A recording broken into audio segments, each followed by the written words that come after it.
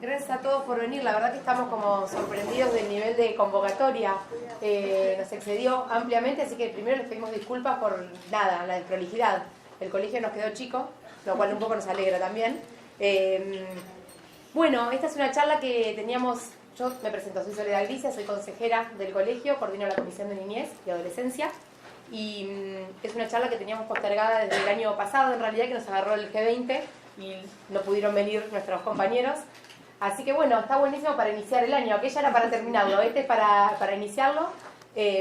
Agradecerles, la verdad que es una temática que a nosotros como colegio nos interesa un montón. Nos parecía que el espacio tenía que darse acá en el colegio, por eso también nos quedó chico. Celebramos el encuentro antes que nada. Y en mi caso, invitarlos para que sepan, la Comisión de Niñez funciona los segundos y cuartos miércoles de cada mes. Es una comisión abierta, todos los que tengan ganas de participar. Este y otros temas son los que se discuten y es abierto para todos nuestros colegas. Veo que, bueno, no sé si hay de otras disciplinas también, ojalá que sí, porque la idea es que sea un encuentro interdisciplinario, no solamente cerrado para los psicólogos, es una modalidad que tenemos. Así que bueno, bienvenidos a todos, gracias. Lamento quienes estén incómodos por allá atrás.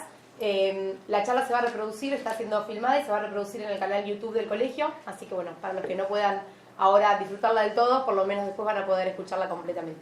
Dejo paso a mi compañera Laura. Bueno, primero buenas tardes, la verdad que es una emoción ver tanta gente interesada en este tema que hablamos con Soledad. Mi nombre es Laura Celo, soy consejera, participo de la Comisión de Salud y Consumo Problemático, también participo de la Comisión de Abordaje de Personas con Discapacidad. Y este tema realmente lo pensamos el año pasado con Sole porque bueno, nosotras trabajamos también en el ámbito público, yo como comunitaria y trabajadora de atención primaria de la salud, es un tema que siempre recurre, ¿sí? Los invito a las comisiones, sería genial que puedan participar. La Comisión de Salud funciona los jueves, los segundos, los cuartos jueves del mes, y la Comisión de Abordaje de Personas con Discapacidad los primeros y los terceros jueves, ¿sí? Bueno, y vamos a presentar a nuestros compañeros. Gabriela Dueñas, psicóloga. Acá también, para que sepan, están los libros de ellos para que después, si alguno quiere acercarse a verlos. Militante por la plena implementación de la Ley de Salud Mental en su articulación con la Ley de Protección de Derechos Integrales de la Infancia. Bien. Y Alejandro Michalewicz, también colega, psicólogo, y trabajador del hospital, no me acuerdo. No, yo estoy en el Centro de Salud del Partido San Martín.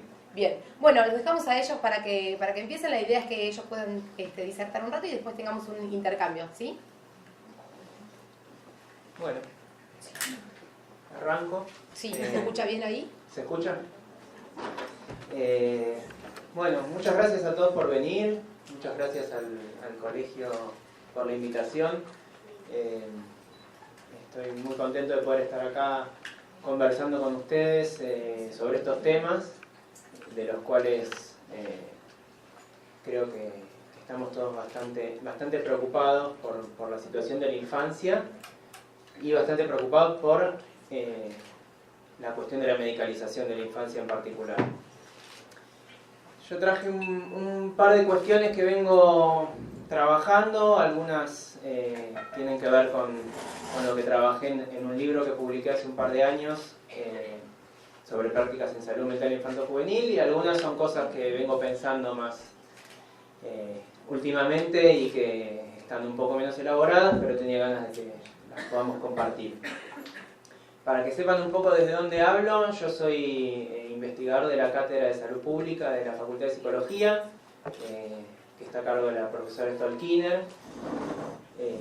Hice una residencia en Salud Mental Infanto-Juvenil en el Hospital Tobar García y continúo investigando y desempeñándome en el ámbito público, en este momento en un centro del primer nivel de atención, en el partido de San Martín.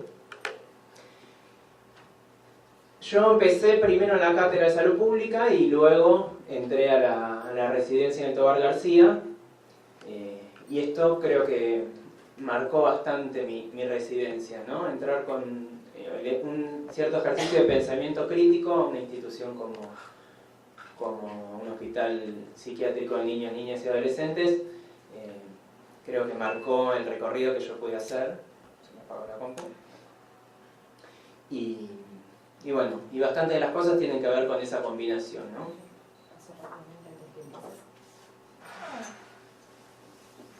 Para empezar quería compartir algunos problemas que recorto, tal vez haciendo un ejercicio como el que haríamos con una investigación, algunos problemas que recorto de la temática y algunas preguntas que le he formulado a esos problemas. Porque creo que el pensamiento que uno puede desarrollar en relación a alguna temática se podría ubicar en este intermedio, ¿no? Entre la formulación de problemas y la formulación de preguntas a esos problemas. Entonces, tal vez no es la idea responder todas estas preguntas, sino dejarlas planteadas y después avanzar con algunas otras cuestiones. Un primer problema, que los que trabajen en el ámbito público seguramente se sientan identificados. Hace un tiempo largo ya que se viene dando un aumento de la cantidad de demandas de atención en salud mental y un aumento de la complejidad de las problemáticas que nos llegan. Yo estoy haciendo en este momento una investigación a partir de la cual estoy entrevistando profesionales que trabajan en el sistema público de salud, que atienden niños, niñas y adolescentes en los 3 niveles de atención. Y en todos lados, la cuestión de qué hacer con la cantidad de demanda que llega en salud mental es un problema central, ya sea en salas de primer nivel de atención, en hospitales generales y en centros especializados. Creo que es algo que a todos nos debe pasar si trabajamos en lo público, que es preguntarnos qué hacemos con semejante cantidad de demanda, y por otro lado, la cuestión de la complejidad de las problemáticas que llegan, que no refiere únicamente a la complicación de las cuestiones, sino también a la interacción entre factores de diverso tipo en esas problemáticas, ¿no? Un ejemplo sería lo que se llaman patologías duales, cuestiones psiquiátricas articuladas con cuestiones de consumo problemático. Por dar un ejemplo esquemático, cuestiones de violencia articuladas con cuestiones más de lo que podría llamarse el orden de la psicopatología, con cuestiones económicas, etc. Entonces, frente a este escenario de aumento de las demandas y de aumento de la complejidad de las problemáticas que nos llegan, creo que en primer lugar habría que preguntarse cómo explicar este fenómeno, con qué tiene que ver, por qué cada vez tenemos más consultas de salud mental de niños, niñas y adolescentes, y por qué cada vez las problemáticas son más complejas. Por otro lado, y esto es lo que a mí más me interesa siempre, ¿de qué modo nos implica esto a nosotros como trabajadores de la salud mental? Ya sea que trabajemos en instituciones de salud, de educación, de justicia, de protección de derechos. Este aumento de las demandas y de la complejidad, ¿de qué modo nos implica? ¿Qué preguntas nos hace a nosotros sobre nuestra tarea, sobre nuestro trabajo? Y por último, relacionado a la cuestión de la medicalización, preguntarnos si estas problemáticas complejas son enfermedades o no son enfermedades, o si algunas son enfermedades y otras no, y sobre todo qué implica considerar enfermedades estas problemáticas, que abre y que cierra pensarlas como enfermedades. Bueno, voy a hacer un esfuerzo por no responder, me parece que está bueno dejar planteadas algunas preguntas sin siempre responder. Avanzo hacia un segundo problema que recorté, que es el que nos convoca hoy, que es el avance de una concepción medicalizante del sufrimiento y de las problemáticas. A todo nivel, esto no implica únicamente a las infancias, hoy estamos acá para pensar la cuestión de las infancias. Y en relación a este avance de esta visión medicalizante, por un lado, creo que está bueno preguntarse cuál es la ética inherente a medicalizar los padecimientos de niños, niñas y adolescentes. En segundo lugar, ¿a qué o a quién le resulta funcional esta medicalización? no por plantear únicamente como una cuestión paranoide de que esto está digitado por alguien a quien le conviene, aunque sí, en parte, y en parte no. En parte también son procesos que se van dando que no tienen un sujeto únicamente. Pero bueno, pensar por qué hay un avance de esta cuestión de la medicalización. También del lado de los sujetos, ¿no? Porque los sujetos también compran, entre comillas, esto de la medicalización muchas veces. No solo desde el lado de los servicios o de los profesionales se ofrece medicalización. Muchas veces los sujetos que van a consultar demandan o aceptan esta oferta medicalizante. Y en tercer lugar, y esto lo voy a retomar después, la pregunta es: ¿qué tiene para aportar la salud mental argentina a la cuestión de la medicalización de la infancia? Y subrayo esto de la salud mental argentina porque creo que ya el hecho de que estemos hoy acá tantas personas reunidas en torno a este tema, creo que es una muestra de que hay toda una preocupación y todo un pensamiento de quienes trabajamos en este ámbito, en este país, en relación a la temática. Y creo que hay toda una línea que más adelante voy a retomar en relación a cómo se piensa en nuestro país desde cierto sector que trabaja con estas temáticas, la cuestión de la medicalización. Y en relación a esto, pensar de qué hablamos cuando desde la salud mental argentina hablamos de sujeto. Esto sí lo voy a retomar, pero más adelante. Y el tercer y último problema que quería recortar para traer hoy es la sensación o la realidad a veces de que las herramientas que tenemos para abordar las problemáticas de niños, niñas y adolescentes no estarían siendo muy eficaces, o no estarían siendo eficaces siempre, o no estarían siendo eficaces como a nosotros nos gustaría. Me refiero a las herramientas no medicalizantes. Y respecto a las herramientas medicalizantes, pensar qué tipo de eficacia es la que ofrecen, ¿no? Pero en este caso, las herramientas no medicalizantes.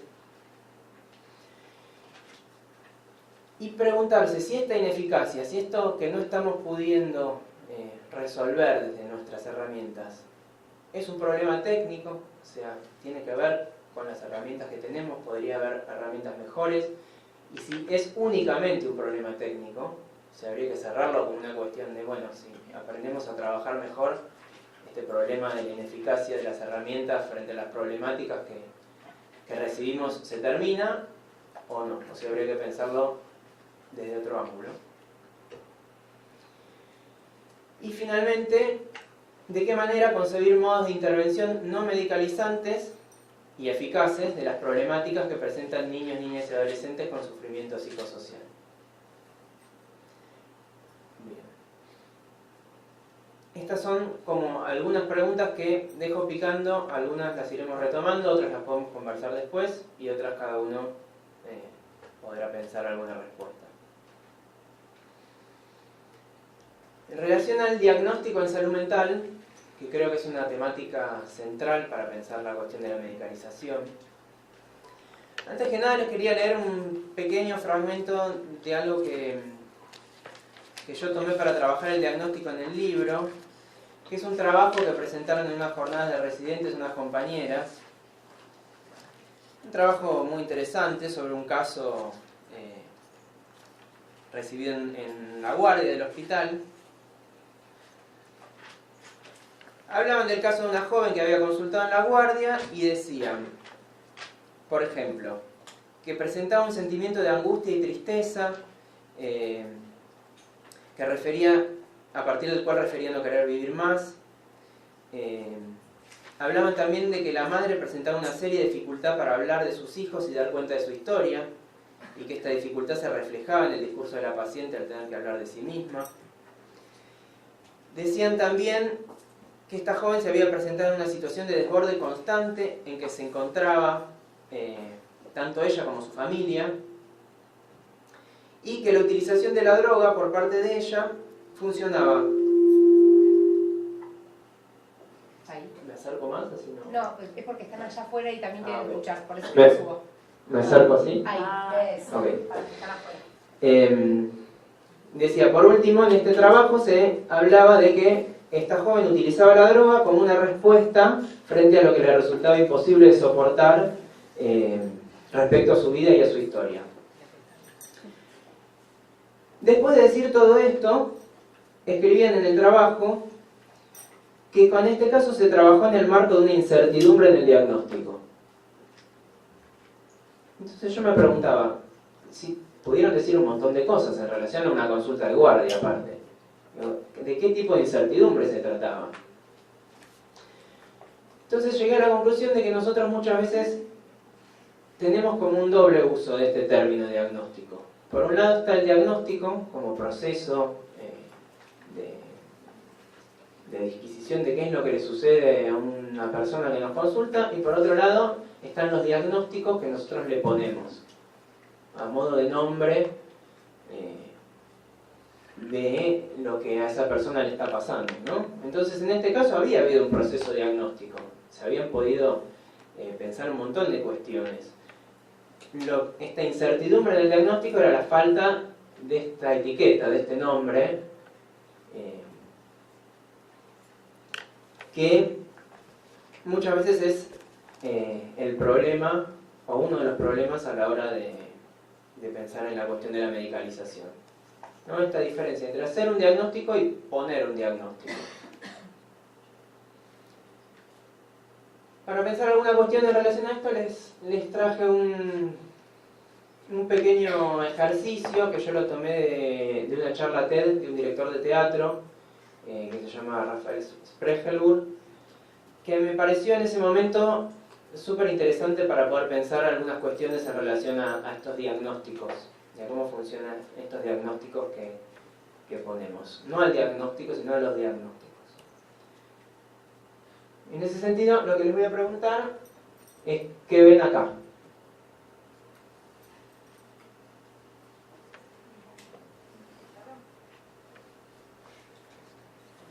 Para evitar que todos tengamos que responder y generar toda esta situación de silencio, voy a hacer yo una respuesta y vamos a hacer como si de esta pregunta. La primera respuesta que podría surgir acá es que se ve un cuadrado, ¿no? Que en este dibujo ustedes ven un cuadrado.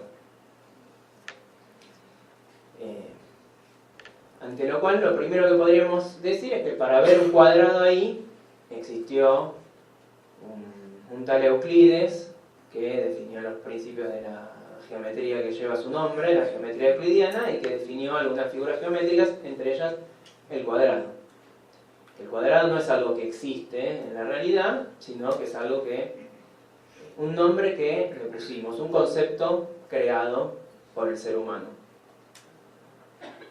En segundo lugar, les podría decir, si esto me permite hacer zoom, que en realidad esto no es exactamente un cuadrado, ¿no? Porque vemos en las esquinas que las líneas no se llegan a juntar. Sin embargo, nosotros lo percibimos como un cuadrado.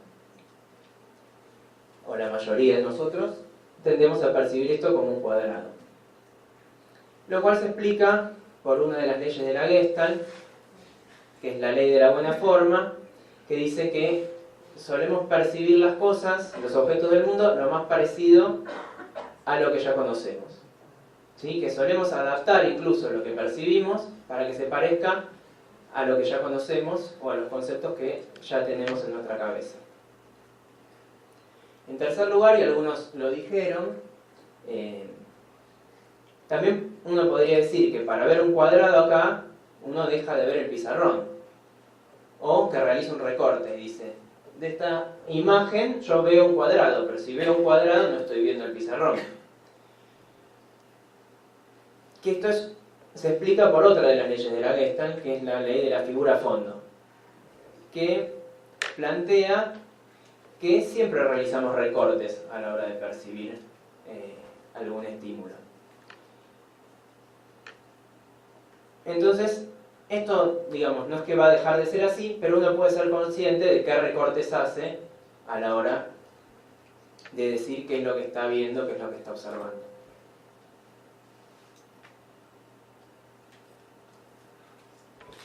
Bueno, creo que estas este pequeño juego, este pequeño ejemplo nos puede servir para pensar respecto a los diagnósticos con los que nosotros nos manejamos. En primer lugar, que son creaciones humanas, que no son cuestiones que existen en la realidad y que nosotros descubrimos, sino que son conceptos que nosotros inventamos, que nos sirven para pensar algunas cosas y que no nos sirven para pensar otras, que muchas veces adaptamos la realidad con la que estamos trabajando para que se parezca a los conceptos que nosotros ya tenemos, y sobre todo que hacemos un recorte a la hora de hacer un diagnóstico. Siempre hacemos un recorte, y si diagnosticamos, por ejemplo, que lo que le pasa a esa persona es que tiene una psicosis, es un recorte posible, pero nos estamos olvidando de pensar un montón de cuestiones que están alrededor de ese cuadro clínico, y que está bueno ser conscientes de esos recortes.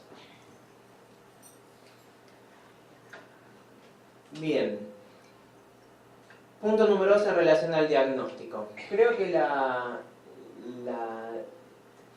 dicotomía que se presenta en relación al diagnóstico en salud mental es entre dos grandes modelos, uno de los cuales tiene que ver con la medicalización, y que está bueno aclarar que la medicalización no son los médicos. También esto apareció en un comentario ahí en el Facebook, de alguna persona que decía: van a hablar de medicalización y no va a venir un médico.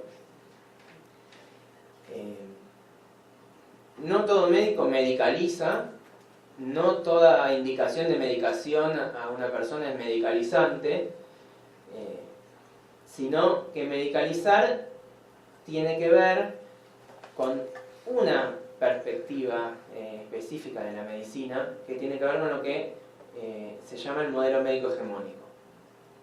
Habrán escuchado hablar, es un concepto planteado por un antropólogo argentino que vive en México, que se llama Eduardo Menéndez, a partir del cual distingue, bueno, es un trabajo de un montón de años que yo no lo voy a resumir ahora en 2 minutos, pero algunas de las características de este modelo médico hegemónico que plantea Menéndez tienen que ver con tratarse de un modelo biologista que piensa el proceso salud, enfermedad, atención con un sesgo biológico, donde se hace foco solamente en la cuestión biológica, donde no se hace lugar a las cuestiones históricas de los padecimientos de los sujetos, ni a los factores sociales, que se trata de un modelo profundamente individualista, donde se recorta, este recorte que se hace de los padecimientos es un recorte centrado en el sujeto individual, que plantea una relación asimétrica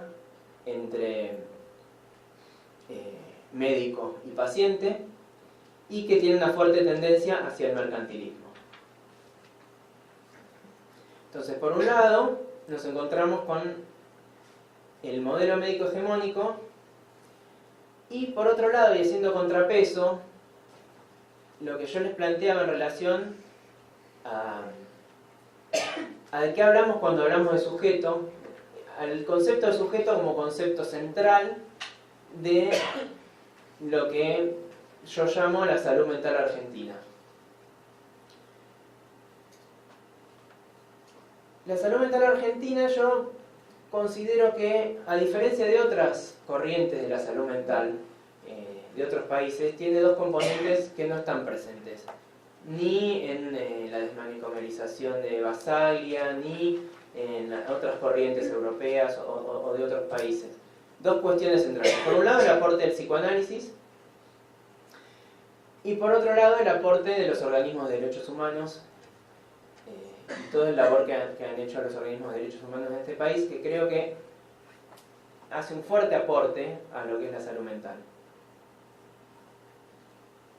Por ejemplo, no sé si ustedes saben que la ley de salud mental estuvo fuertemente impulsada por la Secretaría de Derechos Humanos de aquel entonces. Pero no solamente eso, sino creo que hacen un fuerte aporte para pensar esto del sujeto. No les voy a hacer responderme otra vez la pregunta de qué hablamos cuando hablamos de sujeto o qué entienden ustedes por sujeto. Yo lo que quería traerles es una serie de anotaciones en borrador que a mí me sirven para tratar de definir qué es esto que decimos cuando decimos sujeto, que no es únicamente el concepto de sujeto para Lacan, que creo que son cuestiones que nosotros sabemos a veces sin saber, y que utilizamos sin saber tener muy en claro cuál es este concepto que estamos creando entre todos los que trabajamos en la salud mental desde una perspectiva, valga la redundancia, subjetivante. Por un lado, un sujeto no es un individuo. No es un individuo, en principio, por dos cuestiones que a mí se me ocurrieron, y ustedes podrán aportar otras tal vez.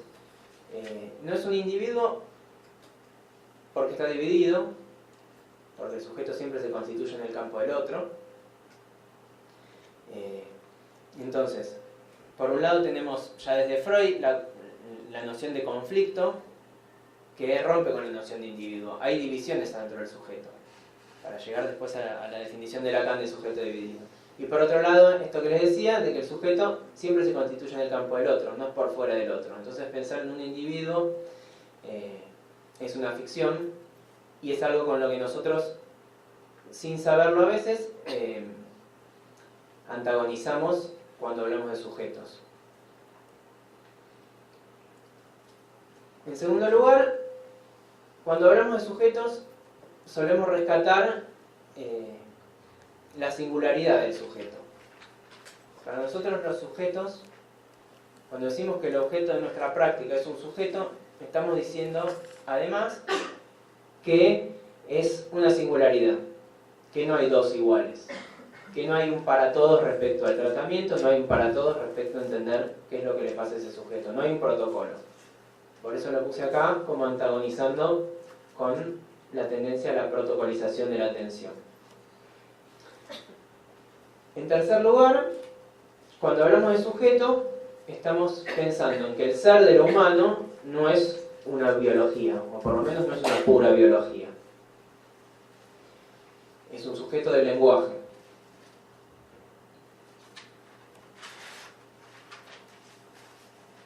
Por otro lado, cuando hablamos de sujeto, desde esta corriente que acabo de nombrar como la salud mental argentina, pensamos en que para pensar en ese sujeto nos sirve el concepto de inconsciente, tal como lo desarrolló Freud. ¿Sí? Que los sujetos no son yo, no son un yo. No tiene todo que ver con la conciencia, no tiene todo que ver con lo que los sujetos quieren o no quieren, sino que existe el inconsciente. Por otro lado, cuando hablamos de sujetos, pensamos en que existe el síntoma, que podría antagonizar con el trastorno. Hay un síntoma que no es un simple desarreglo en una función. Es un síntoma como un conflicto intrapsíquico, es un síntoma como un conflicto social. No es un trastorno, no es algo que hay que arreglar. En todo caso es algo que hay que escuchar.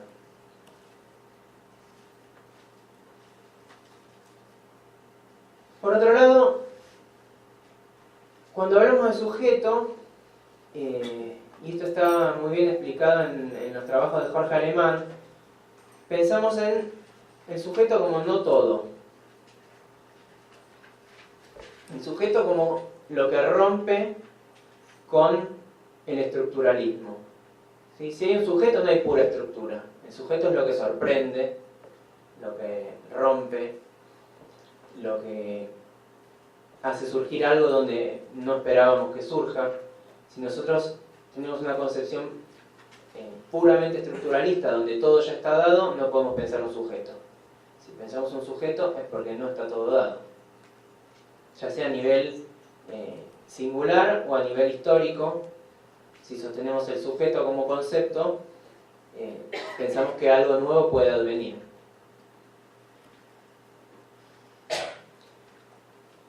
En relación a los niños, y no únicamente a los niños, pensar en sujetos nos hace poner el foco sobre el juego, en disyuntiva con la adaptación. No pensamos en las personas como seres que deben adaptarse o que pueden disciplinarse, sino en todo caso como seres que a partir del juego, los adultos jugamos a la asociación libre en un consultorio a veces, a partir del juego pueden romper o pueden resolver cierto conflicto o cierto padecimiento.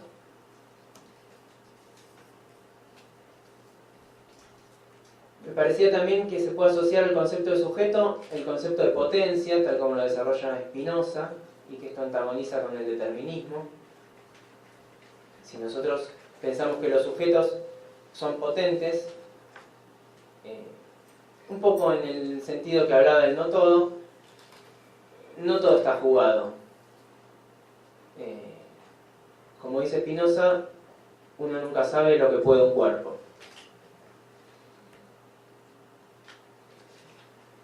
Y para ir terminando con esta cuestión, si hablamos de sujetos de derechos, hablamos de dignidad, de la dignidad como lo que distingue a la persona humana de un objeto, como lo que determina que no puede ser intercambiable, que no puede ser usable en función de un fin o de un beneficio. Cuando nosotros estamos diciendo que nosotros trabajamos con sujetos, estamos diciendo también que son sujetos de derechos. Y que ese concepto de sujeto de derecho es universal. Y que esto antagoniza con el patriarcado, con el colonialismo y con todas las corrientes que determinan que el sujeto es cierta parte de la humanidad. Los hombres occidentales, los hombres blancos, los adultos y no los niños.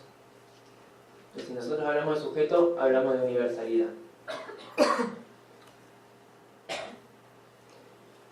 Es una listita que armé a modo de borrador, tal vez, pero que me parece interesante por formalizar, porque nosotros lo decimos muchas veces. Nosotros no atendemos objetos, nosotros atendemos sujetos, y cuando decimos esto es un argumento que planteamos en contra de la medicalización.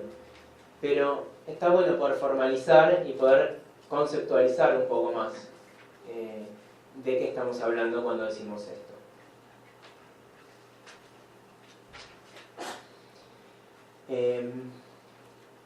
Lo siguiente que quería que podamos trabajar es un poco en relación a las infancias vulneradas. Yo desde antes de recibirme en la facultad, que me interesó el tema de los niños en situación de derechos vulnerados, empecé a trabajar en un hogar que atiende niños, luego empecé a investigar respecto a la atención en salud mental de niños alojados en hogares. Y cuando entré al hospital, en general, a mí me gustaba atender a los niños que la mayoría no quería atender, que son estos niños disruptivos, ruidosos, problemáticos. Y yo creo que mi interés, trataba de pensar por qué ese interés, y creo que tiene que ver con que, como decía Winnicott, estos niños son niños que no se dieron por vencidos. Son niños que nos están diciendo con estas conductas, no me doy por vencido. No acepto este sufrimiento que me está tocando. Y yo creo que en las instituciones podría, muy esquemáticamente, diferenciarse entre dos formas de ver a estos niños. Por un lado, en muchas instituciones estos niños producen miedo, producen enojo, producen rechazo, producen la sensación de no sé qué hacer con esto. En el libro yo escribí un capítulo donde hablaba de los casos sociales, entre comillas, ¿no? Los casos sociales como la forma en que en el hospital, o por lo menos en mi hospital, se nombraba a estos niños que no se encuadraban con las formas que teníamos nosotros de entender lo que le podía pasar a un niño. Y con lo que nosotros pensamos que nos tocaba a nosotros como psicólogos, ¿no? Nosotros estamos formados para atender a la psicopatología, que son estos casos sociales. Y yo creo que cuando en las instituciones se produce miedo, enojo, rechazo, desconcierto, es muy fácil que esto termine en medicalización. Porque la medicalización da una respuesta, da una explicación, hace encajar en algún cuadradito a estas problemáticas. No, claro, lo que pasa es que tienen un problema en el cerebro. Lo que pasa es que tienen tal enfermedad. Por otro lado, si bien no vamos a poder superar la inquietud que nos produce los niños que presentan estas problemáticas, en muchas instituciones se intenta ofrecer sostén, se intenta ofrecer alojamiento, se intenta pensar que hay algo que se puede hacer y se apuesta al armado de una red, porque en general uno solo no puede con estas cuestiones. Pero por ahí entre varios, lo cual da la posibilidad de crear nuevos dispositivos, nuevas herramientas, nuevas ideas y de seguir apostando a que con estos sujetos algo se puede hacer.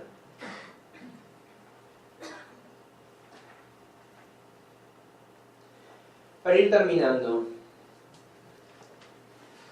¿cuáles son las líneas de acción que creo que tenemos todos frente a la medicalización de los niños, niñas y adolescentes?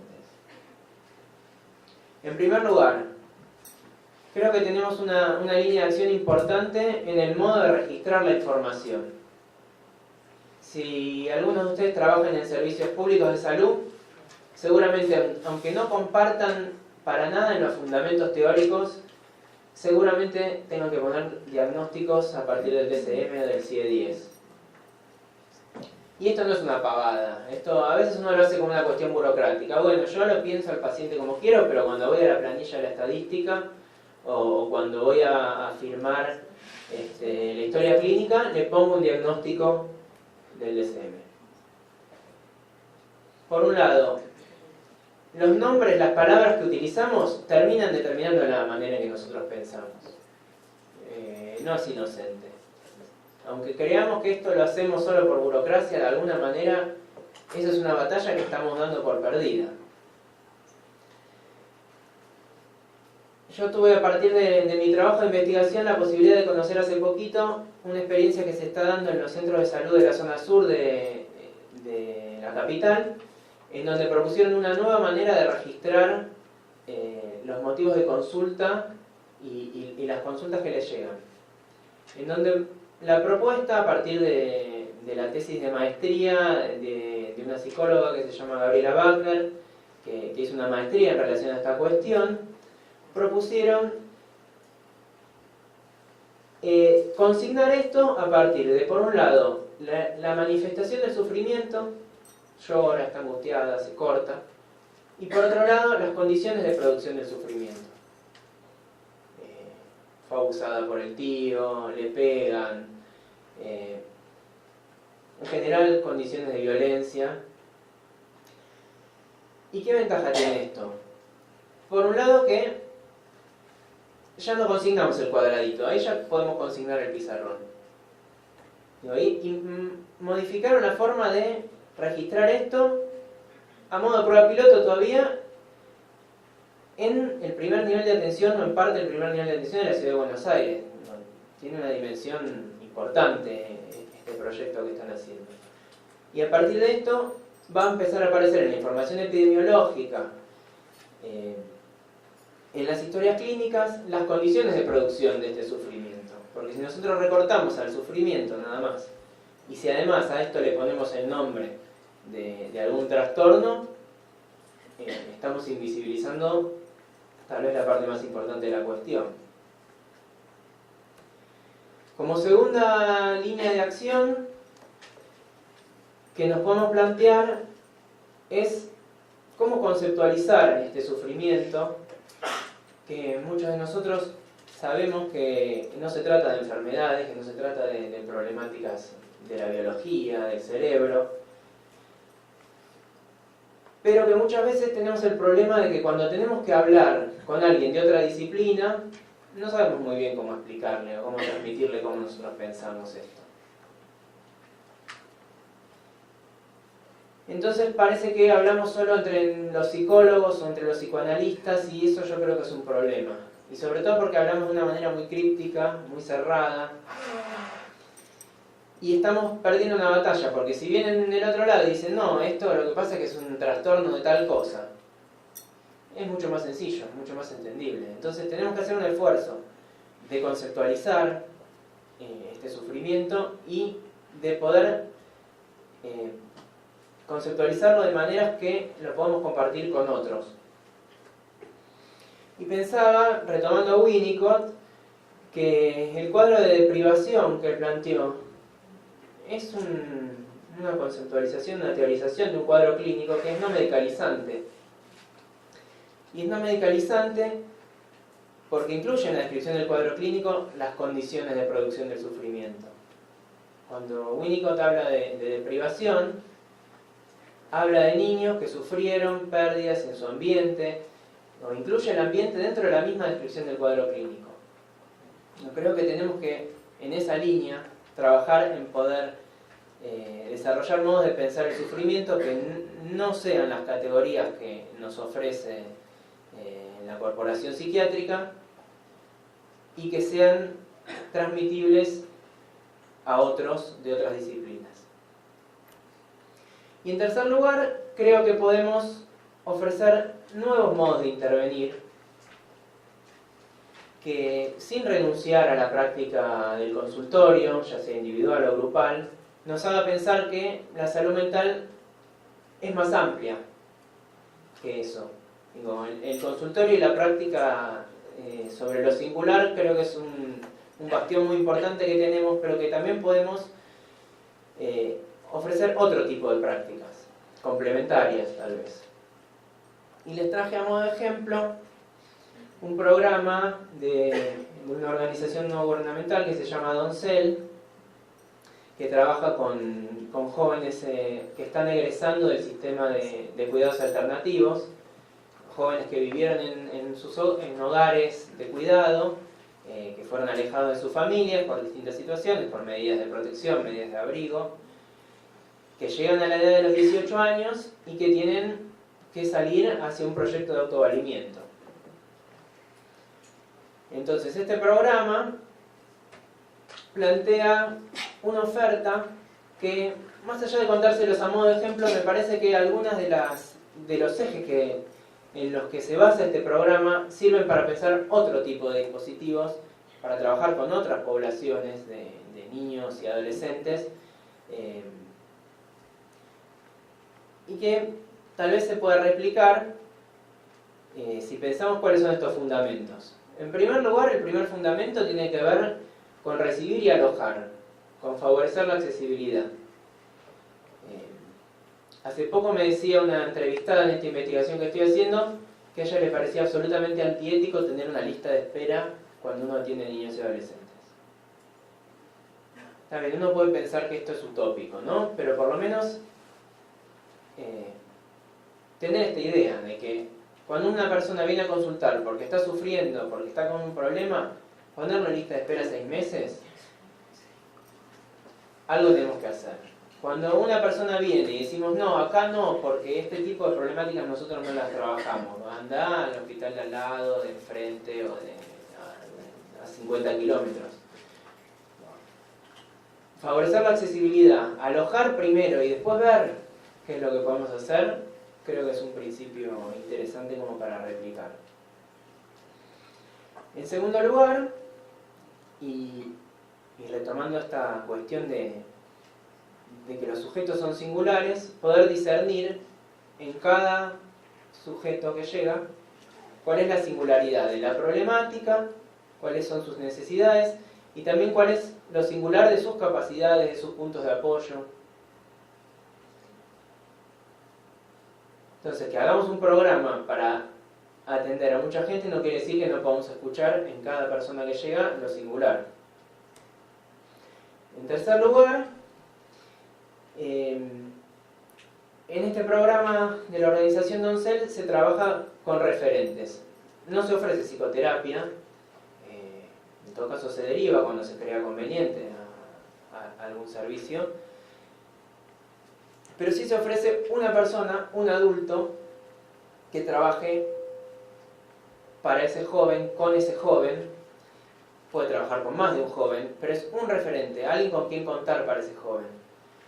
Alguien que pueda cumplir particularizadamente la función del cuidado, que es generalmente uno de los principales derechos que se vulneran en los jóvenes que están institucionalizados, y también en jóvenes que no viven en instituciones, pero que no tienen un adulto a quien referirse, un adulto que sepa lo que les pasa, que sepa de ellos, sin ser su psicoterapeuta. Digo, eso puede estar o no estar, a veces está bueno sumar, pero pensando en programas que no vayan hacia la psicoterapia.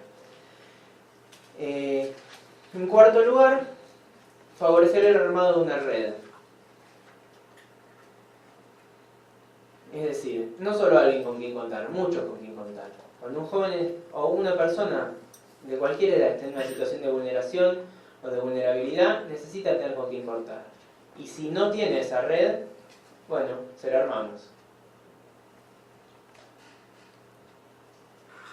Y por último, lo que en Servicios para la Autonomía llaman el acompañamiento entre pares, que es un espacio grupal en donde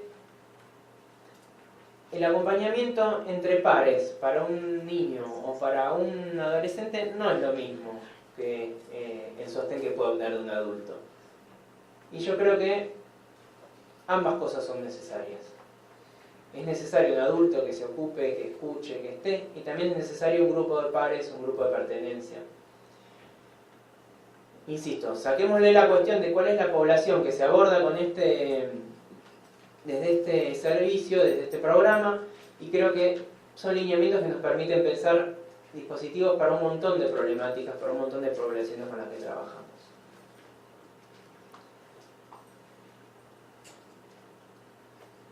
Bueno, estaba pensando hace un par de días cómo terminar esto, qué último disparador traerles, y me pareció que estaba bueno traer una frase de Ulloa, en principio porque siempre está bueno tener cerca de Ulloa,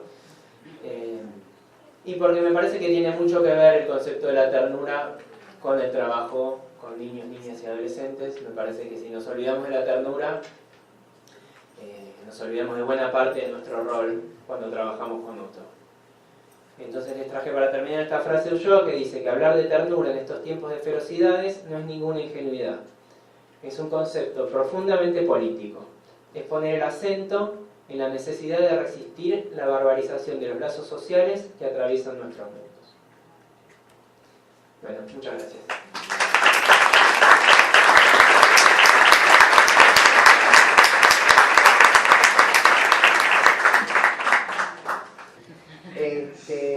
Bueno, en principio también les quiero agradecer profundamente a la gente del Colegio de Psicólogos de La Plata y a Sol en especial, que estuvo ocupándose desde el año pasado que hoy estuviéramos acá, y a tanta gente, ¿no? Tantos que han asistido hoy. Era esperable que se acercaran del campo de la educación, porque esta es una problemática que está impactando seriamente en el campo educativo. Miren, para que vean que no es una impresión, sino tengo datos acá que pudimos conseguir del Registro Nacional de Personas con Discapacidad, con sede en la calle Ramseyer de Cava, que es una muestra, ¿no? Como para tener una idea de qué estamos hablando cuando hablamos de esto de la medicalización de los malestares infantiles actuales, y yo voy a retomar de vuelta este concepto para ver si por ahí les quedó claro a todos y a todos los que están aquí hoy. Pero tiene que ver con esto.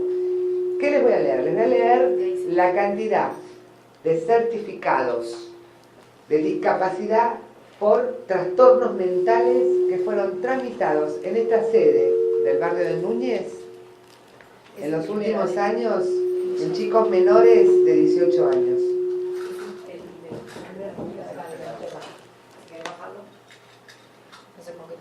Digo, para que tengan una idea, estos datos están agrupados en grupos quinquenales, o sea, de a 5 años, de 0 a 18 años. Yo les voy a leer al azar, por ejemplo, el grupo que corresponde al grupo etario de 5 a 9 años. ¿Les parece?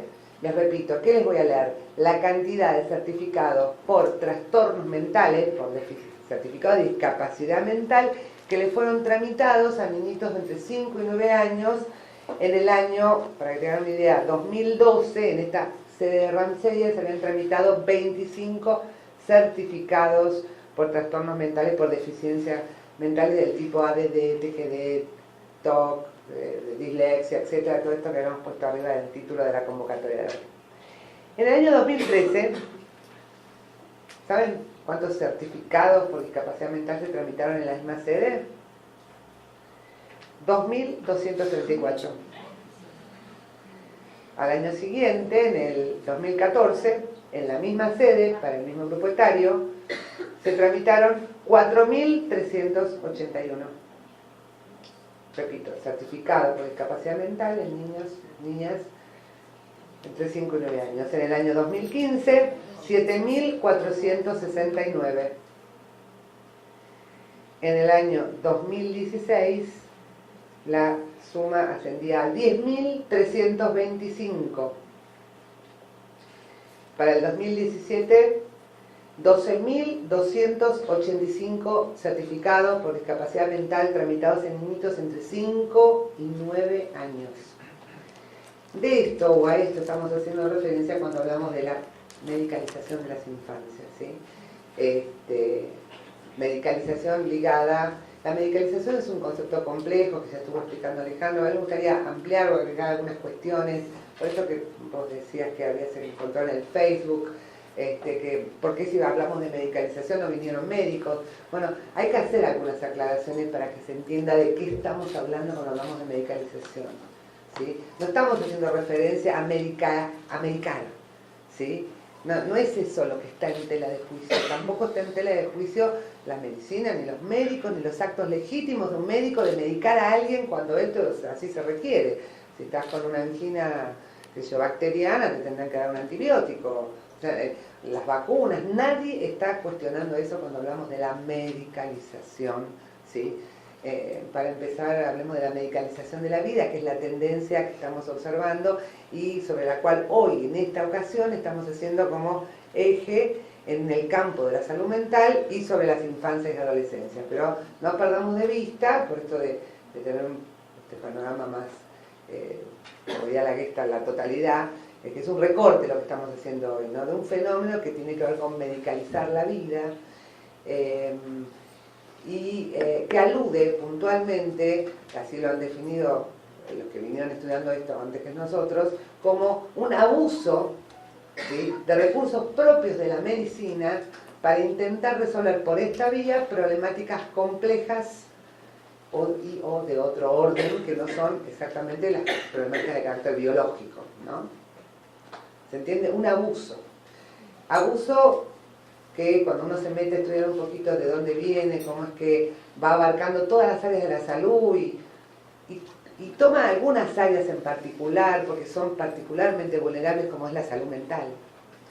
Y aterriza en algunos sectores de la población que son los más vulnerables, como son los adultos mayores, como son las mujeres, como son los niños y adolescentes.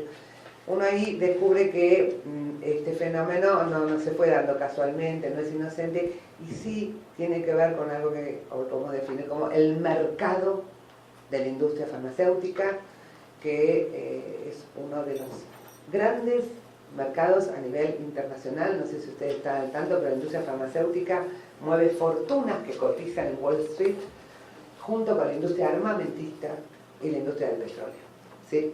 O sea que esto no es un hecho que se fue dando porque sí, se fue armando, sino que acá atrás hay, quien empuja este fenómeno de la medicalización es el mercado de la industria farmacéutica, que son estas grandes transnacionales que, a ver, para quienes nosotros, lejos de ser sujetos de derecho, somos clientes, ¿sí? Como ellos venden remedios, para que nosotros nos volvamos clientes, nos necesitan como enfermos, ¿sí? Por eso esta palabra medicalización la van a ver generalmente ligada a la palabra patologización, ¿sí? Esto de patologizar, que viene de patos, enfermedad, tiene que ver con la invención de enfermedades. inventar enfermedades para luego capturarnos como clientes de esa industria farmacéutica, ¿sí? Que nos necesita enfermos para poder vender lo que producen. ¿Sí? De esto a mí me interesa siempre recuperar algo que dice un colega, Jorge Rashid, que dice, para la industria farmacéutica, nosotros, los sujetos, no les servimos ni sanos ni muertos, ojo. Nos necesitan enfermos crónicos. Y cuanto antes nos identifiquen como enfermos crónicos, antes ganan clientes cautivos para el mercado de la industria farmacéutica. ¿Sí? De ahí que, sin ningún prurito, ningún tipo de limitación de carácter ético, aterrizaron en el campo de las infancias y adolescencia allá por, acá en la región, por lo menos allá por la década de los 90, aquella oleada neoliberal que hoy la estamos reviviendo con más intensidad, por si acaso alguno no lo recordaba, es para aquellos años, mediados de los 90 en adelante, que aterriza en nuestro país este fenómeno de la medicalización en el campo de la salud mental, en el campo de las infancias y adolescencias, a partir de estos mecanismos de ir inventando enfermedades, ¿sí? Que permitan luego incluirlos como clientes cautivos cuanto más temprano mejor, ¿sí? A la población en general, ¿sí? Otra cuestión que vos abordaste, Alejandro, que me gustaría retomar también, es que cuando hablamos de medicalización tampoco estamos, lo dijiste, ¿no? Y yo lo quiero aclarar, tampoco estamos limitando este concepto al campo de el abuso de procedimientos médicos referidos a las drogas, a los medicamentos. Medicalizar tiene que ver con todo tipo de procedimientos o prácticas más ligadas al campo de la medicina que a otros campos, ¿no es cierto? Como serían campos más vinculados con las humanidades, con las ciencias sociales. O sea, hay casos como por ejemplo la famosa dislexia, que ahora está tan de moda, la han sacado de la galera, y que han logrado incluso sacar una ley de dislexia. No sé si saben de qué estamos hablando cuando hablamos de dislexia, ¿no? A ver, estamos hablando de dificultades en los procesos de aprendizaje de la lectoescritura. Ellos hablan de identificarlos tempranamente en sala de tres, con lo cual Emilia Ferreiro, todos los estudios que se hicieron desde chau con todo eso, porque es como detectar dificultades para caminar a los 7 meses de edad, ¿no? O sea, ya ni siquiera estamos hablando de dificultades, o sea, en el proceso de aprendizaje hay problemáticas que forman parte del proceso de aprendizaje. Si queremos detectar dislexias en sala de 3 del nivel inicial, bueno, nos van a sobrar elementos para, por eso hablamos de crear, inventar enfermedades, inventar enfermos, porque esos niñitos, esas niñitas, están en pleno proceso de estructuración de su aparato psíquico y de modelación de constituciones de subjetividad, ¿sí? A la par que está madurando también todo el soporte neurológico, que no viene acabado con el nacimiento, sino que termina de madurar, el cableado cerebral, no viene dado con el nacimiento.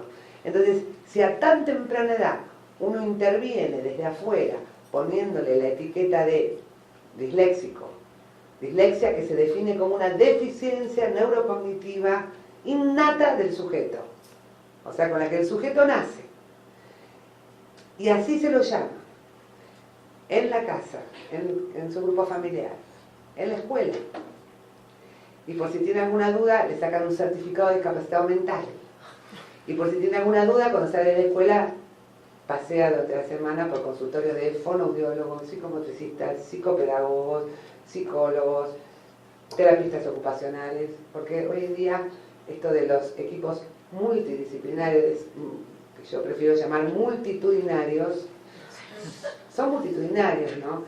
Cada uno, que es algo muy distinto, ¿no? El tema de la multidisciplina a lo que nosotros entendemos por interdisciplina. Un chiquito a esta edad, luego de pasar, como les decía, gran parte de sus horas después de la escuela por distintos consultorios, por el correr del tiempo, si no termina trastornado mental, la verdad que es una barbaridad.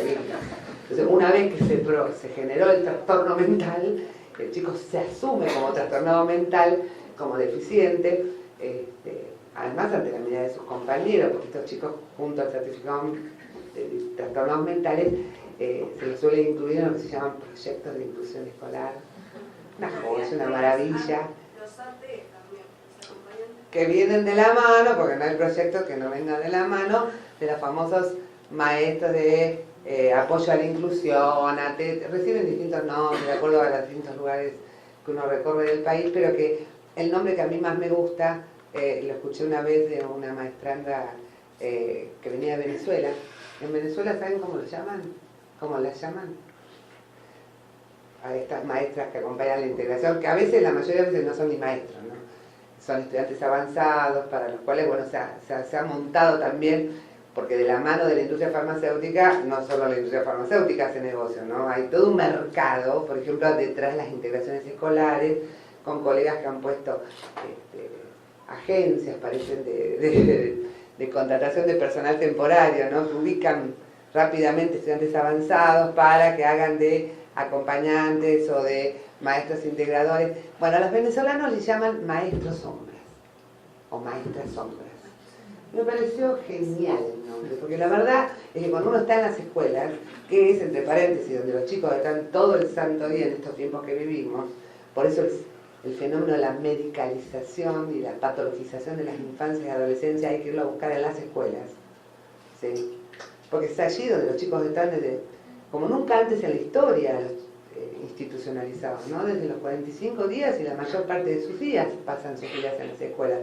Entonces, bueno, uno va allí y se encuentra con esto de este fenómeno de las maestras que se supone van a promover la integración escolar, haciéndole de sombra a ese chiquito desde que tiene uso de razón prácticamente, a quien no deja ni siquiera a veces ir al baño solo, ¿no?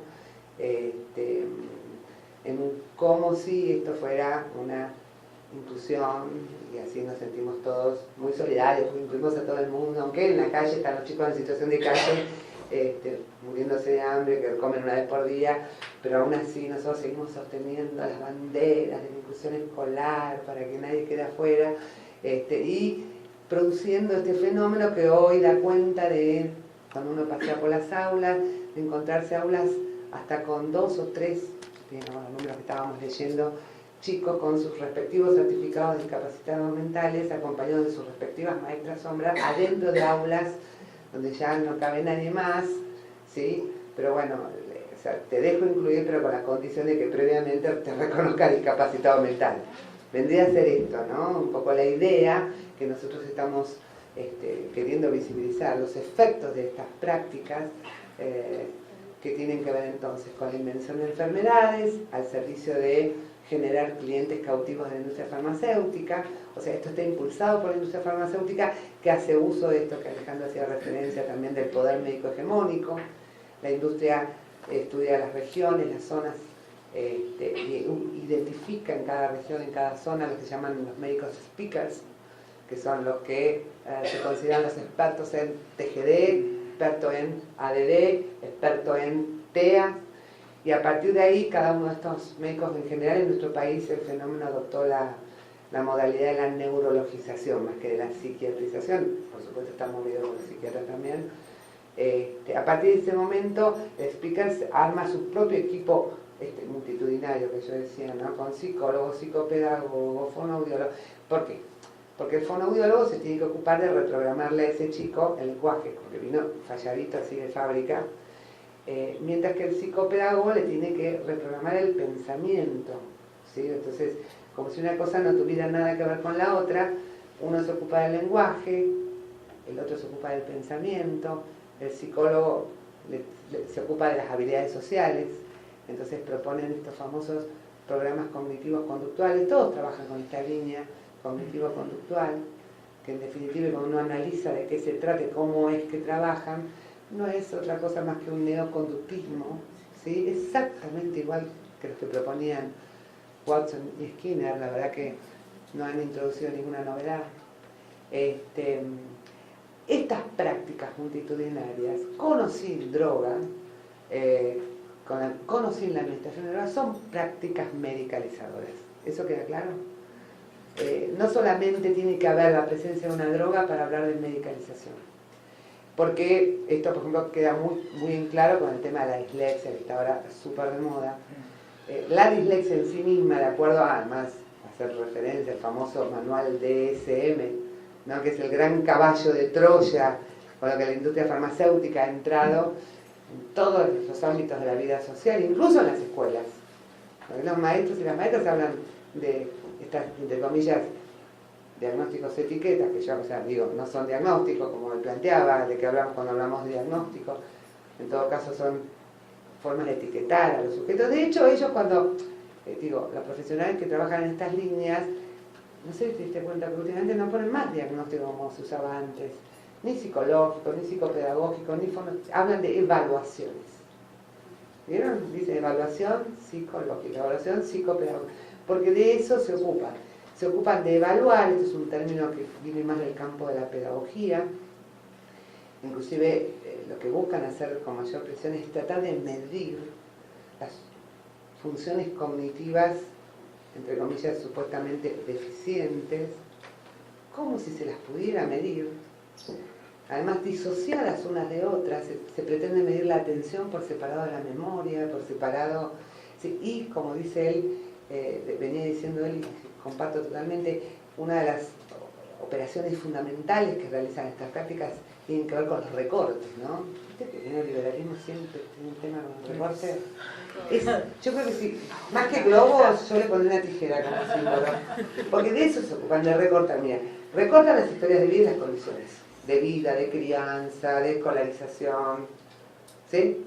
Cuando se hacen estas evaluaciones, nadie te pregunta de dónde vivís, en qué condiciones, qué historia hay detrás.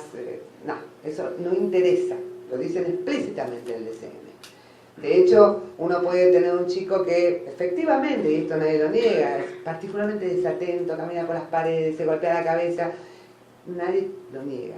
Pero a la hora de evaluar su, entre comillas, atención, se omite decir, por ejemplo, que qué sé yo, el niño viene o proviene de una familia que aparentemente estarían pasando por situaciones de violencia familiar, que hay no sé cuántas denuncias en la comisaría de la mujer de la zona, de eso no se habla. Y si uno interpela al jefe de la orquesta con esto de, ¿usted sabía que este chico que aparentemente tendría una deficiencia en la atención o dificultades para quedarse quieto, que su mamá es golpeada de manera frecuente? Pues, ellos dicen, eso es una coexistencia. ¿Sí? El niño nació así, con una deficiencia para quedarse quieto, para prestar atención, y que parezca violencia familiar es algo que coexiste.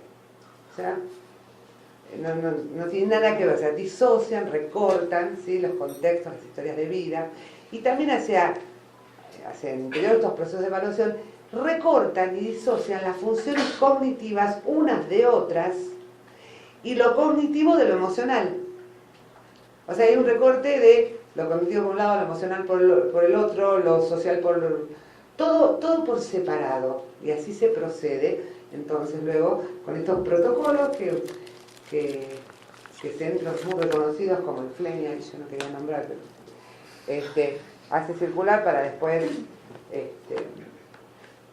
no sé si ustedes conocen, por ejemplo, para el diagnóstico, acá tengo el cuestionario de Conners, que se usa para los diagnósticos de ADD. El ADD fue la punta de lanza de este fenómeno, con el cual avanzaron sobre las infancias entrando en las escuelas. ADD, trastorno por déficit atencional con o sin hiperactividad, al cual, según el DSM, se le atribuye un origen biológico, neurológico, de etiología genética, para la cual no presentan pruebas hasta el día de hoy.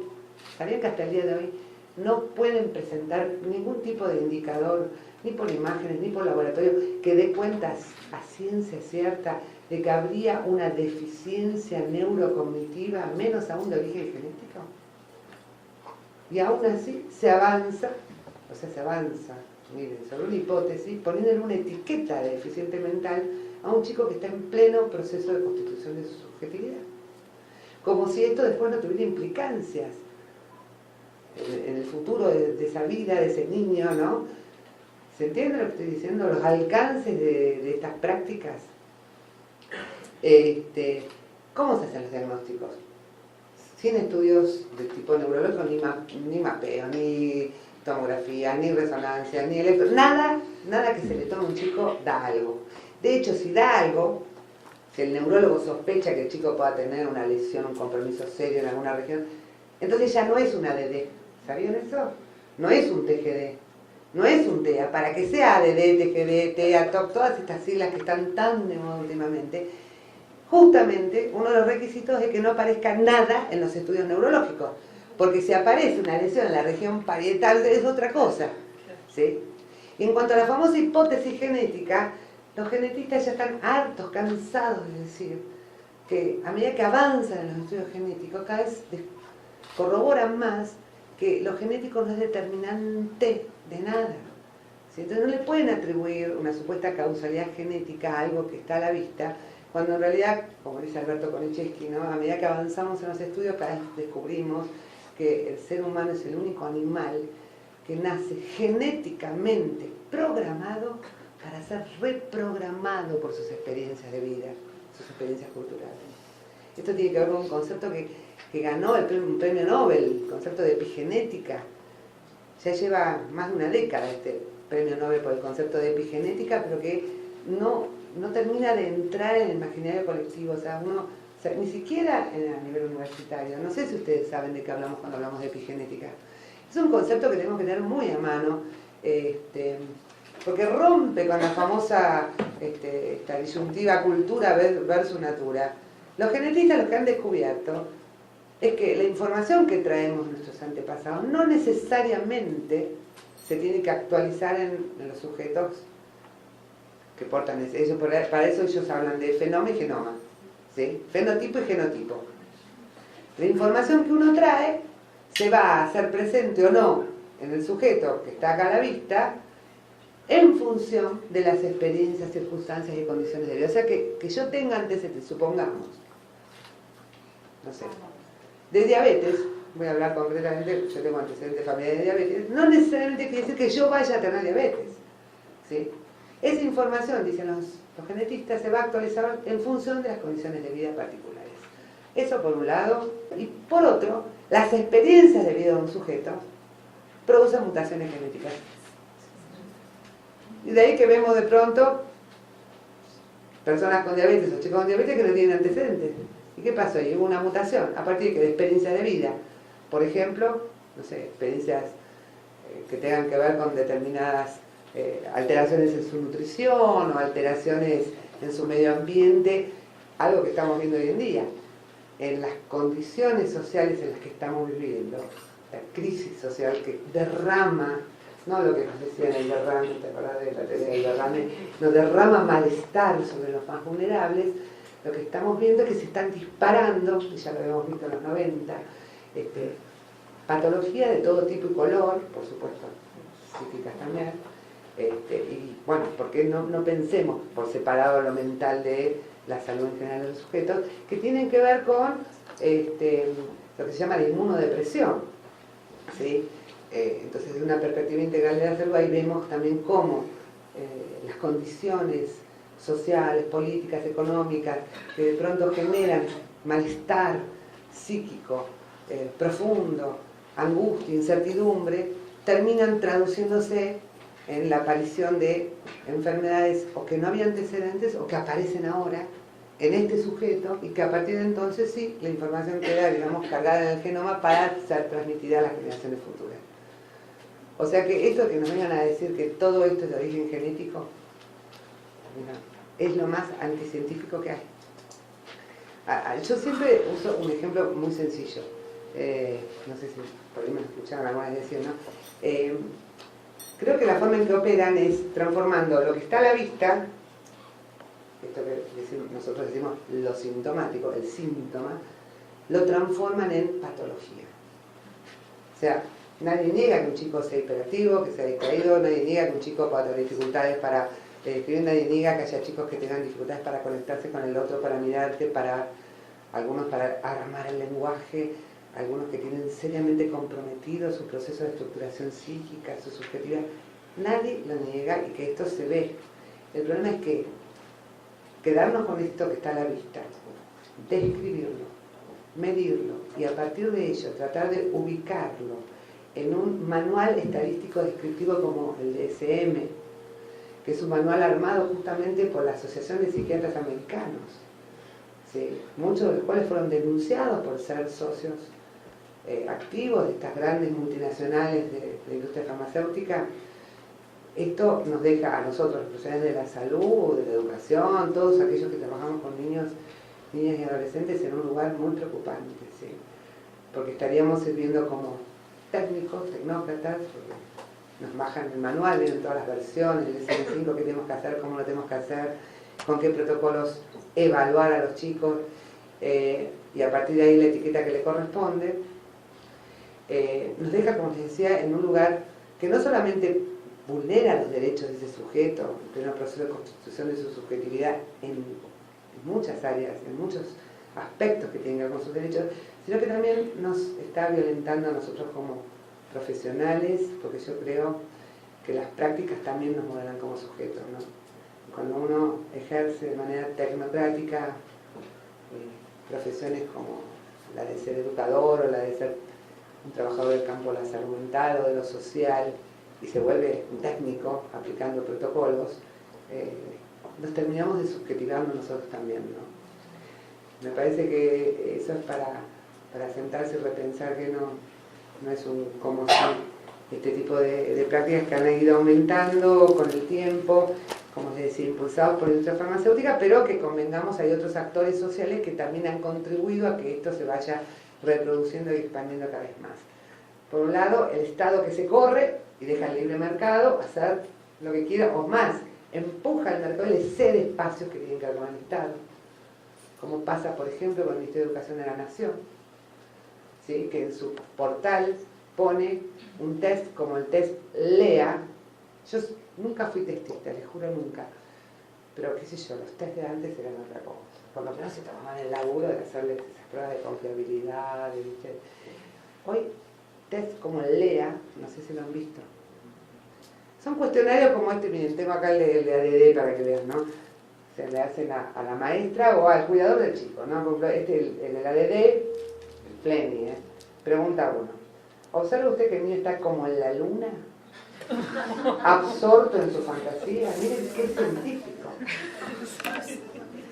Le cuesta seguir órdenes o consignas. Por eso yo digo, nunca fui testista, pero vamos por el bello, pero todavía el vender, todavía un poco más de laburo atrás. A esto, sus trabajos pueden ser considerados desprolijos. Díganme, ¿qué entendés por desprolijidad? Sientan esta, se distrae fácilmente. Para diagnosticar déficit de atención. Digo, esto a mí me preocupa terriblemente. El test LEA, semejante a este, así de ridículo como este, que tienen que responder padres y maestros, se ofrece a través del portal del Ministerio de Educación de la Nación para que uno entre y lo haga en menos de 2 horas. Tenés razón encima. Vos sabés que en 2 horas y con el auspicio de Samsung, vos podés enterarte si tu alumno, tu hijo, tu hija es o no disléxico. En 2 horas te hacen la devolución para que vos ya puedas ir directamente al médico más cercano en tu zona, que siempre están estos speakers en cada zona, para iniciar toda esta maquinaria que nosotros decimos medicalizadora, por supuesto que se dispara a partir de la tramitación del certificado de discapacidad mental. Y con el tema de la dislexia, que es la que tratan de moda últimamente, que están dando una manija terrible, yo me preguntaba, pero acá ¿cuál es el negocio de la industria farmacéutica? Porque la dislexia, ahí sí, el DSM no dice que tenga una droga. Para la ADD hay, para el TGD hay, pero para la dislexia no. Entonces, averiguando, dije acá, en algún lado está el negocio, ¿qué hay acá atrás? Atrás hay algo que se llama comorbilidad.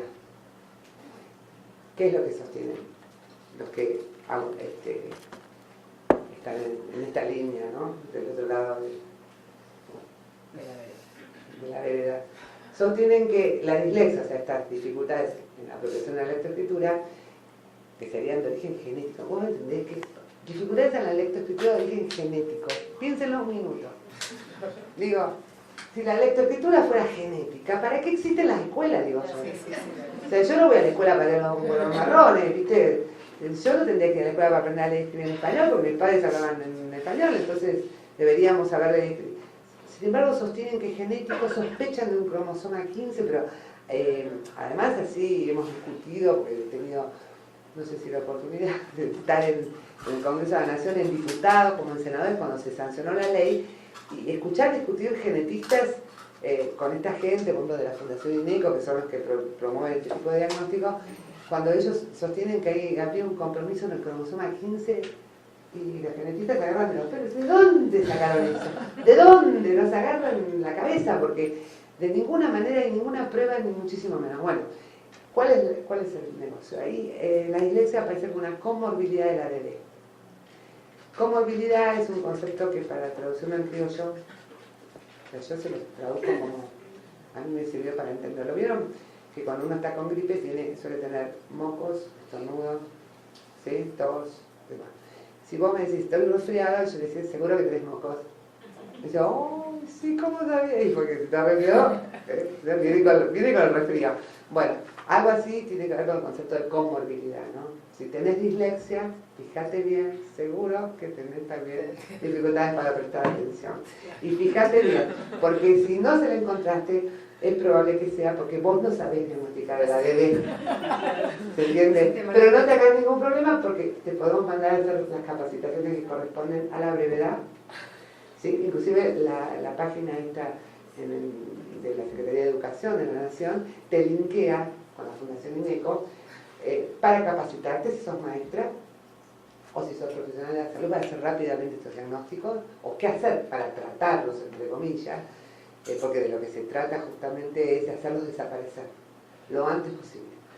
Y, o sea, te podés capacitar vos y además podés, por supuesto, llevar a tus chicos a hacer los tratamientos ahí, ¿no? Ahí te ofrecen estos abordajes multitudinarios a partir de los cuales se pretende hacer desaparecer eso que nosotros, desde otras concepciones, leemos en todo caso como un síntoma, ¿sí? Porque no estamos negando que los chicos manifiesten determinadas dificultades que de manera particular resuenan hoy en las escuelas. Pero a diferencia de estas otras perspectivas que veníamos describiendo, nosotros ponemos en contexto e historizamos. Primero en contexto institucional, en las escuelas hoy en día, en las condiciones en las que están trabajando, en contexto comunitario, en el que se inscriben las familias. No podemos recortar y dejar de ver las condiciones epocales que nos atraviesan. Y recién ahí empezar a pensar qué nos está tratando. Nosotros pensamos, a diferencia de los otros, qué nos está diciendo este chico, esta chiquita, con estas dificultades específicas que están manifestando. ¿Sí? De eso se trata fundamentalmente cómo miramos, la diferencia en las miradas, ¿no? Respecto a la dificultad. Nadie las niega, lo que nosotros estamos diciendo es cómo las miramos. Si las miramos como un síntoma o si las pensamos como una enfermedad en sí misma, además de carácter individual, personal, con los que nacen, con las que nacen, dificultades, deficiencias con las que nacen. Como si no supiéramos, porque yo recorro dando charlas sobre este tema todo el país y ando mucho en el campo de la educación, en el campo de la salud, y siempre les pregunto ¿qué sabemos desde el campo de la psicología acerca de la inteligencia? ¿Qué es lo que se sabe hoy en día, está reconocido a nivel mundial sobre la inteligencia? ¿Esta viene dada como una capacidad natural que después se despliega? ¿Qué se dice? ¿Qué sabemos? Que tiene que ver con las experiencias medioambientales y que esta, ¿qué nos decía Piaget? Se construye, la palabra que es construir. No es que se despliega a partir de algo que uno trae, sino que se construye, ¿o no? Y Vygotsky, ¿qué dice? Se construye en función de las experiencias medioambientales. ¿Qué nos dice Freud acerca del aparato psíquico? ¿Viene dado? ¿El sujeto ya nace con una determinada personalidad, un determinado rasgo de carácter, una determinada conducta? No.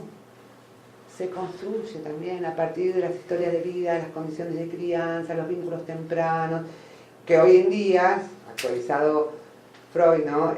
Pondría en juego a la escuela como uno de los primeros espacios de estructuración de la subjetividad, porque hoy en día también estas son cuestiones que tenemos que revisar, que se sostiene de las teorías como la psicoanalítica, a las que yo adhiero totalmente, como algo del orden del universal, y que hay que actualizar. O sea, Freud, el psicoanálisis tradicional, clásico, conservador, se limita a avanzar por ahí, cuando hablamos de infancia, al vínculo madre-padre, y la verdad es que hoy las familias han cambiado. Lo cierto es que los chicos están en las escuelas más tiempo que en las casas. Cuando están en las casas pasan más tiempo frente a las pantallas, en internet, nuestros nuevos sitios de subjetivación, en relación, interactuando con sus padres o hermanos. Entonces hay que repensar muchas cosas para tratar de entender qué nos están tratando de decir los chicos con las dificultades que hoy manifiestan. Dificultades porque nos resultan molestas a nosotros, los adultos, de manera particular en las escuelas. Y es bastante comprensible porque las escuelas siguen tratando de reunir de grupos de 40, 30, 40 alumnos, ¿sí? A cargo de una sola docente que además no cobra lo mínimo indispensable para superar el nivel de pobreza, y uno pretende que además los chicos ahí estén contenidos, sean enseñados como corresponde, respetando la diversidad de tiempos. Yo a veces escucho mucho enojo los trabajadores del campo de la salud con respecto a las maestras y a los maestros, pero la verdad es que hay que ir a las aulas, meterse en las aulas para ver lo que les pasa a las maestras y a los maestros. Y uno dice, ay Dios, ¿cómo? Ahí entiendes también por qué la escuela termina colaborando sin querer, sin demasiada conciencia, con este fenómeno de la patologización y la medicalización. ¿Por qué? Porque a veces no hay otro remedio, ¿sí? Y ese chico que es particularmente molesto en el aula, con un acompañante que se ocupe de él, ¿sí? Nos viene a resolver una problemática concreta, y es que el pibe se te escapa del aula y vos tenés que elegir entre dejar 38 solo, que si le pasa algo vos sos el responsable, o le pase algo a ese que salió corriendo. Entonces ahí aparece y uno empieza a entender por qué las escuelas también demandan de estas figuras que vendrían a ser las veces de una curita para tapar un agujero del sistema educativo, ¿no? Hoy el sistema educativo no debería seguir funcionando como lo hace actualmente. Deberíamos trabajar con parejas pedagógicas, digo, por las características novedosas que tienen los niños que llegan a las aulas, en relación a las dificultades para reconocer la autoridad de los docentes, porque aquella autoridad docente que caracterizaba a las maestras y a los maestros de mi época, hoy ya no tienen ese supuesto saber sobre el cual apoyaban su poder para enseñar. Hoy los chicos los cuestionan, los interpelan. Bueno, en un contexto como el que estamos viviendo además de manera particular en estos tiempos, donde se mueve todo, un tsunami, pasan cosas, y pasan cosas en la casa, pasan cosas en la escuela, pasan cosas en las redes, y nosotros queremos que los chicos estén como encima, ni siquiera como, a ver, no hay estudios actualizados respecto de qué se espera hoy de las infancias actuales y estas posmodernas, sino que seguimos estudiando en los profesorados, en las carreras de grado de psicología, con manuales de la edad moderna, que corresponden a otro tipo de niñez, que hoy no vamos a ver ni, no sé, en fotos únicamente. ¿Sí? Seguimos esperando recibir en las aulas, en los consultorios, por eso seguimos usando dispositivos para evaluarlos, que no se corresponden con los chicos de hoy en día, con los cambios epocales. No sé si tenemos conciencia, pensemos nada más que en las TICs, las nuevas tecnologías informáticas de comunicación. Por favor, dimensionemos el impacto que estas tuvieron desde su llegada. Hay historiadores que hablan de las TICs y las comparan con la llegada de la imprenta. Un cambio de época marca, pero un cambio de época abismal, ¿sí? Y se está habiendo un cambio de época. ¿Cómo no vamos a pensar que esto impacta de lleno en la subjetividad nada menos de que los chicos se están armando, se están construyendo, que están armando sus funciones cognitivas? Obviamente van a ir construyendo formas de prestar atención, de captar la información, de procesarla, de vincularse con nosotros, de jugar, muy diferentes a los modos que teníamos, no sé, los de mi generación. Pero nosotros seguimos estudiando con los viejos libros y no tenemos tiempo, porque esta es otra característica de nuestra época, esta vertiginosidad que nos resta tiempo para hacer un análisis crítico de los clásicos, para poder diferenciar lo que hay que mantener y lo que hay que repensar. No tenemos tiempo para repensar nuestra formación, nuestras expectativas, ni por qué nos resultan tan funcionales a tantos y a tantos de nosotros estos discursos que nos venden como mito. No sé cómo nos un tiempo. Son las 8. Ah, son las 8. Ah, miren. No, porque aquí vamos a hacer un intercambio. Por eso sí, si querés hacemos entonces, si quieren, ya que vamos a ir cerrando, si quieren hacernos algunas preguntas, Alejandro, que envía a mí, ¿no? No sé si se les aclaró un poco. ¿Siempre es síntoma y después se transforma en patología o hay una patología, hay en cierta edad es una patología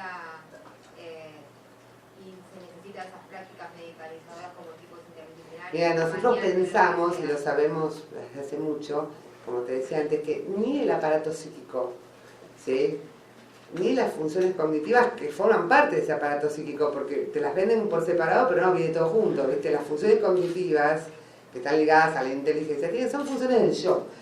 Ningún niño, ningún ser humano nace con ese aparato psíquico armado, constituido y estructurado. Se arma. Sabemos que los tiempos fundantes de ese armado tienen que ver con la primera infancia, la segunda y hasta finales de la adolescencia. Esto viene de la mano también del armado, se termina de armar, digamos, el sistema neurológico. O sea, hay una articulación maravillosa entre los desarrollos de las neurociencias, que usan tanto para justificar este tipo de prácticas, entre el desarrollo de las neurociencias, de la genética, con el psicoanálisis, que es impactante, y los estudios biosocioculturales, etc. Entonces, si nadie nace con su mente, con su inteligencia, con su personalidad, con su subjetividad dada, armada, determinada, y eso se va a ir armando, entonces, y es más, hoy día sabemos que esto no se limita solo a la adolescencia, incluso de más grande también se producen modificaciones que hay que tenerlas en cuenta, ¿no?, que tienen que ver con el concepto de plasticidad, y que justamente lo que ponen sobre la mesa es la palabra oportunidades. De tal modo que hoy cuando hablamos de infancia tenemos que definirlas a partir de lo que sabemos como pura posibilidad, que era lo que estaba diciendo Alejandro, pura posibilidad. Y lo que hacen este tipo de prácticas de etiquetar es justamente hipotecar esa posibilidad, ¿sí? Porque vos le pones una etiqueta y nosotros sabemos que el niño va construyendo su identidad fundamentalmente a partir de la mirada en espejo que le devuelve el otro de sí mismo. Entonces, si tu maestra te mira como discapacitado, tus padres te miran como discapacitado, tus compañeros te miran como discapacitado, a ver, ¿viste? Después te pasas toda la semana yendo de doctor en doctor, porque para los chicos somos todos doctores. Si tenés alguna duda, te ponen un certificado de discapacidad que tiene mayor validez que el documento de identidad. ¿Se entiende? O sea, que un pibe zafe de esto realmente sería para el libro de los Guinness. Yo lo que te diría es que por ahí yo no haría la diferencia entre síntoma y patología, sino entre síntoma y trastorno, que es cómo pensamos eso que le pasa al chico, como decía Gabriela. Es un síntoma, es algo a escuchar, es algo a resolver, y si es un trastorno es algo a reacomodar, a tapar, a reeducar. Me parece que esas son las dos líneas que se abren, ¿no? Lo pensamos como algo que le pasa, que uno podría denominarlo patológico, qué sé yo, que un chico a cierta edad no haya aprendido a leer y escribir, uno podría decir eso es patológico, aunque sea entre comillas, pero eso es porque es una cuestión genética, innata, biológica, o es porque a ese chico le pasa algo, porque hubo alguna dificultad en su proceso del aprendizaje, porque hay alguna cuestión emocional que se está asociando al aprendizaje de la lectoescritura. Entonces yo creo que la disquisición es más por ese lado. ¿Cómo lo vamos a pensar? Es cómo vamos a intervenir. Sí, no, yo quiero agregar algo que yo me presentaba, o me decía, como militante por la Ley Nacional de Salud Mental. En la Ley Nacional de Salud Mental, la 26.657, ahí te define exactamente qué entendemos por diagnóstico de salud mental. Y hablamos siempre de procesos dinámicos, complejos. Nunca ningún cuadro, entre comillas, puede quedar cristalizado, ni siquiera en la adultez, ¿sí? Y además explícitamente habla de no asociar las dificultades, las problemáticas en el campo de salud mental con deficiencias. Explícitamente la ley, yo creo que hay que estudiar más la ley, porque la ley es realmente tracciona un cambio de paradigma maravilloso desde una perspectiva de derechos, desde una perspectiva fundada en la complejidad, que es lo que tiene que ver con la novedad de las ciencias actuales, no esos recortes positivistas, reduccionistas, biologicistas, que todo le atribuyen a un causa-efecto.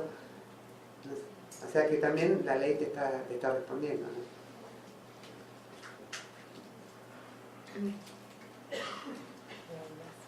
Yo por ahí tenía un comentario en función de de lo que planteaba Alejandro de los nuevos modos de intervención, que me parece como clave el tema de la accesibilidad a la hora de intervenir. Yo que trabajo en derechos humanos en niñez, quizás se hacen intervenciones o nos encontramos con profesionales que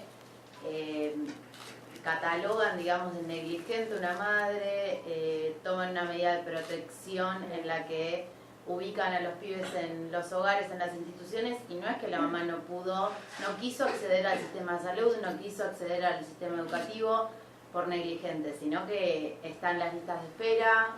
Ahora hay listas distritales porque no existen vacantes en las escuelas, ni siquiera por prioridad, por tener intervención. Y se empieza como a judicializar todo, digamos, y a catalogar a una familia, como me parece súper clave, pensar las intervenciones en términos de, bueno, ¿por qué no accede a eso? ¿Por qué no quiere? ¿Por qué no puede? ¿Por qué no? Digo, como la accesibilidad como clave a la hora de... Mirá, hay un proyecto de ley de Adriana Puigros que quedó cajoneado, que justamente pretendía acabar con estos certificados de discapacidad que lo que te hacen es arruinar las infancias. Y ella, en todo caso, decía, si necesitamos algún tipo de acción de discriminación positiva para promover el acceso más rápido al sistema de salud y educación, en todo caso, saquémosle un certificado de accesibilidad. Porque el sistema educativo de salud tiene problemas. Al chico le tramitamos un certificado de accesibilidad, que miren la diferencia en cuanto a las connotaciones con un certificado de discapacidad mental. ¿Sí? Entonces, un certificado de accesibilidad, eso habrá que retomarlo cuando se pueda, cuando volvamos a tener un Estado que priorice los derechos humanos por encima del mercado, del libre mercado. Sí, yo retomando lo que planteas de los padres y la accesibilidad, creo que una cuestión central es no culpabilizar a los padres. Si uno arranca por culpabilizar, cerró la puerta y nunca más va a llegar ese niño o esos padres a consultar. Y quería decir otra cosa, me olvidé. Pero en relación a eso, yo creo que este tipo de discursos avanza de esta manera porque son funcionales, decíamos, a las escuelas, decíamos a la industria farmacéutica, y a las familias. En una época en donde el lema es no problem, be happy, ¿viste? ¿Qué mejor que en vez de venirse a cuestionar qué te pasa a vos en relación con tus hijos, que tienes que repensar algunas cuestiones? No, el problema lo trae el nene, nació así. ¿Sí? Y no te preocupes porque hay una solución que es la pastillita con todos estos programas de adiestramiento cognitivo-conductuales. Me parece que en eso también las familias a veces se prenden, pero él dice algo que es fundamental. Nosotros desde el psicoanálisis hemos salido a culpabilizar a la familia. ¿Pero desde dónde? Había que ponerse a repensar muchas cosas seriamente. Porque eso también empujó, y ahí también nosotros como psicoanalistas hemos colaborado para que avancen este tipo de discursos. ¿Sí? Los medicalizadores. Tenemos que hacer una culpa ahí, ¿no? Me acordé. Que a mí me preocupa mucho cómo observo, desde mi experiencia, que en muchas instituciones que están creadas para hacer un cambio de paradigma respecto a la protección de derechos de la infancia, la única medida que toman son medidas de abrigo o medidas de separación de los chicos de sus familias, cuando eso debería ser eventualmente el último paso y no el primero. Y me pregunto si es que tiene que ver con las condiciones de trabajo, que ciertamente son muy precarias para los que trabajan en desarrollo social en la provincia de Buenos Aires, si tiene que ver con falta de ideas de cómo se puede intervenir, pero la realidad es que se cambió un sistema centrado en lo judicial por un sistema que supuestamente iba a proponer un cambio de modalidad, y se está replicando lo judicial en los servicios de protección de derechos. Entonces creo que hay que dar toda una discusión respecto a cuál es la función de los servicios de protección de derechos y cómo hay que buscar modalidades de intervención de sostén y de apoyo a las familias y no de inmediata separación de los chicos de la familia. No sé, hay un fenómeno de reedición de viejos discursos, ¿viste? Como el conductismo, en el campo de psicología, el viejo paradigma de los niños como objeto de tutelaje, como sujeto de derecho. Estamos como un revival en la casa, ¿no? Sí. Quería mencionar, para no recortar, que esta charla también se da en el contexto que acá en la ciudad estamos con un recorte de los servicios locales. Sí, no es raro. Han echado un montón de compañeros, sí, pasan cosas. Y nada, no quiero dejar de mencionarlo porque me parece que es importante, no lo mencioné al principio, el colegio acompaña, digamos, estas medidas, están en asamblea el lunes y viernes, hoy vos vas a un servicio local, no encontrás a los compañeros trabajando porque están totalmente implosionados, con lo cual, recién le decía a Laura, yo trabajo en un hospital público, me siento muy cómplice de la medicalización, porque lamentablemente como uno le queda poco acceso a los pacientes que llegan, terminás apelando al certificado de discapacidad para que ese pibe acceda a algo, aunque sea ante tanto recorte que tienen por todos lados, con lo cual, aparte de que, por ejemplo, en mi hospital, para poder ingresar a un paciente, y te lo dicen claramente, si vos querés dejar claro que ese paciente vino, le tenés que poner el diagnóstico, más o menos así. Si no le pones el diagnóstico, este paciente acá no estuvo nunca. Así lo ingresamos en el sistema de... Bueno, ahí tenemos que ponernos fuertes, sobre todo los colegios profesionales, para que se implemente la ley de salud mental, donde en la reglamentación de la ley del 2013 hay un artículo donde explícitamente se dice que bajo ningún punto de vista se admite apelar a estos diagnósticos clasificatorios como el DSM, porque los diagnósticos de salud mental pasan por otro lado. Totalmente. Y que si por razones, por ejemplo, epidemiológicas, hiciera falta entrar en el campo de las clasificaciones, entonces en ese caso habría que apelar a algún tipo de manual que esté reconocido por el Estado argentino o por algún organismo internacional con el que el Estado argentino tenga algún tipo de convenio, ¿no? Esto está pensado a propósito porque a veces para investigaciones epidemiológicas, y ahí uno puede usar un CIE-10, por ejemplo, pero no el DSM, porque el DSM, no sé si ustedes saben, la Biblia de los trabajadores de salud mental no está reconocido ni por el gobierno de los Estados Unidos, ni por el gobierno de los Estados Unidos, y acá lo vendemos como si fuera la palabra científica. Y las obras sociales también. Bueno, las obras sociales también es, si nosotros nos repensamos un poquito, ¿quién nos puede obligar a no cumplir con la ley? O sea, ¿hasta dónde yo te puedo obligar a no cumplir con la ley? ¿Vos cruzar el semáforo en rojo, cruzarlo? No, ¿verdad? ¿Viste? Yo soy la que manejo, vos no me podés obligar a que yo viole la ley. Acá hay una ley votada en el Estado Democrático, que es la 26.657, que no me pueden obligar a violar las obras sociales. Ahora, si nosotros los profesionales nos apropiamos de la ley, ¿sí? La conocemos, sabemos que está esta reglamentación, tenemos que hacer una presentación porque nos están obligando a trabajar de forma ilegal. Y negarnos a hacerlo en forma colectiva va a ser más sencillo.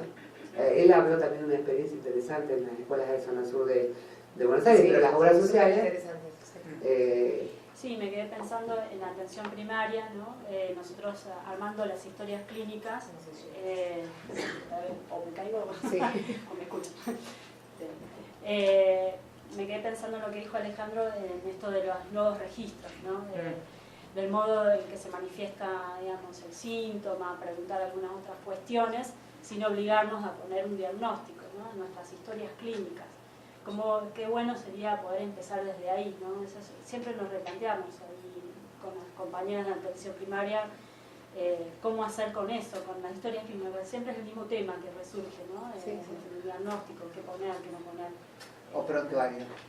Claro, Historia clínica o prontuario, ¿no? claro. Pero bueno, Es decir, si utilizamos una terminología con la cual no estamos de acuerdo para registrar los diagnósticos, regalamos la epidemiología. Hay epidemiologías críticas. Y hay epidemiologías críticas en salud mental. Y si uno piensa que eso es nada más que un acto burocrático de poner un nombrecito y ya está, estamos regalando todo ese campo. Totalmente. El poder prescriptivo del lenguaje. Sí. Y otra cosa que me quedé pensando en esto de que dijiste, el certificado de discapacidad termina siendo más importante que el DNI, ¿no? Fuerte. Sí. Me dolió en el alma, pero bueno. Y esas cierto. etiquetas que después se dicen, yo soy madre de un TGD, ¿o no? O viene un chico, yo soy disléxico. No es un asunto secundario, afecta de lleno, impacta de lleno, el sujeto se apropia de esto, las familias se apropian de esto, y ahí asistimos al fenómeno de las asociaciones de padres, de niños TEA, TGD. Bueno, eso tiene que ver con... Sí. Por ahí es más chiquito que acá. O sea, se están armando asociaciones. No se están armando, las impulsa la industria farmacéutica. Es una cosa tremenda. Mirá, están impulsadas por la industria La farmacéutica. rifa para los autistas, o sea, lo hablo crudamente porque... Entra a las páginas, vas a ver cómo están. para los autistas. Entonces, yo trabajo con varios niños. Entonces, hay actividades para los autistas, con los padres.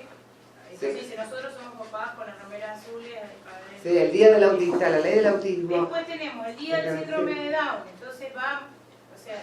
Bueno, nosotros estamos en contra de las leyes por patología. Porque los niños son niños, no síndromes, ¿sí? Como dice uno de los libros. Aún habiendo una patología del tipo síndrome de Down, hay una diversidad de modos de transitar esta vida con o sin síndrome de Down, que tienen que ver con las historias de vida, con las condiciones de crianza, de educación, etc. Pero bueno, estas asociaciones de padres tienen que ver con un fenómeno que ya hace un tiempo ha dado lugar a una nueva terminología, por si quieren conocer, la que se llama la biomedicalización. Y es una vuelta de tuerca que ha hecho la industria farmacéutica en relación a que ahora ya no dirigen solamente su arsenal marketinero a los profesionales, sino también a los usuarios, de modo tal que te van haciendo apropiarte a través de internet, etcétera,